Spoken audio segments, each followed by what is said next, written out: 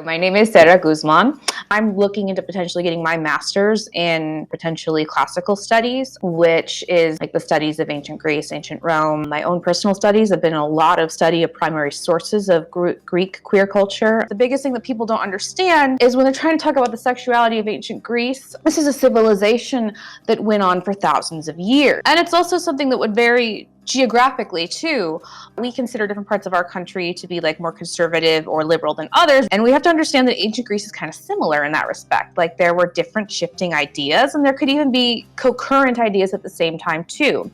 But how they differed the most from us is that we have this very clear understanding that our sexualities are kind of divided into categories, and whereas in ancient Greece you wouldn't have really considered that. Like what you did sexually was more or less like the same way, like you could say, you know, your favorite kind of food perhaps. Like they would have all, if we took our labels and we explained it to them and we kind of broke it down for them, they would have all probably checked the box to identify as bisexual. So that is a little bit different. They kind of had more flowingness in terms of like how they experienced their sexuality back then than we do now. Whereas for them, it was kind of a natural default that you might experience attraction to all sorts of different people around you. You have Zagreus as a bisexual lead lines up perfectly what I was just saying before, that ancient peoples would have probably considered themselves bisexual. So I would say that's fantastic, and I couldn't be more happy as a historian to sort of see that in place in the game. I think that's wonderful that teenagers are getting a chance to kind of see something like that, if maybe this is their first exposure, because the game has gotten hugely popular, like it's won a lot of awards at this point.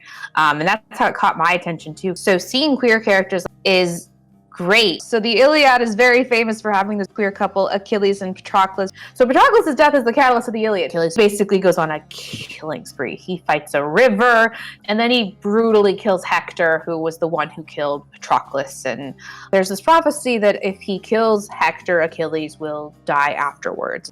Kind of as an act of suicide. Like he doesn't want to be alive anymore once he knows he's lost Patroclus. I think Hades is amazing for giving us that back. You have all these really beautiful scenes where Patroclus is like kind of talking about how he's mad at Achilles and he didn't really know what happened after he died, and you get to hear this explanation of how Achilles, you know, went mad with grief when he found out that he mixed their ashes together. And it's so cool because like as I'm reading all this dialogue in the game, I'm like, that's literally what happened. They didn't have to make up any of this. Like it's all there. It's all in the Iliad. That's so cool.